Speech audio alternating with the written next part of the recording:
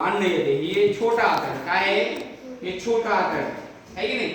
आणि हे छोटा आतड आहे ना, या छोटा आतड खूप लांब. बकऱ्याचं मटण खाता का नाही तुम्ही?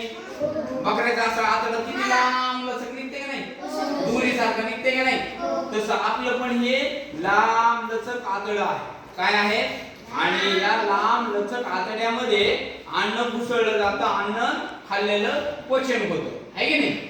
आणि मग या लहान आतड्यामध्ये जेव्हा अन्न असतं, या लहान आतड्यात त्यातले आवश्यक असणारे पोषक घटक, आवश्यक असणारे आपल्या शरीराला आवश्यक असणारे पोषक घटक कशात घेतले जातात? इथून शोषून घेतले जातात आणि कशात मिसळतात? रक्तात मिसळतात. कशात मिसळतात? रक्तात मिसळले जातात.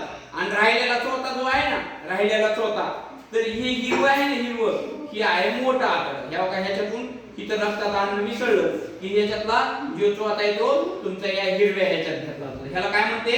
मोठं आतड. काय म्हणते? मोठं आतड. आणि या मोठ्या आतड्यातून तुमचा तो चोथा पुन्हा ॲनसच्या बाहेर टाकला जातो. रोज सकाळी बाहेर टाकतात का नाही? हा, ही आहे काय? आपली पचन संस्था. काय आहे?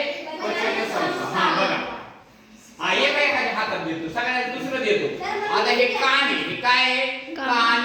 हे कान आहे का नाही? मी बोललेला शब्द कुठे पडेल? या कानावर पडेल.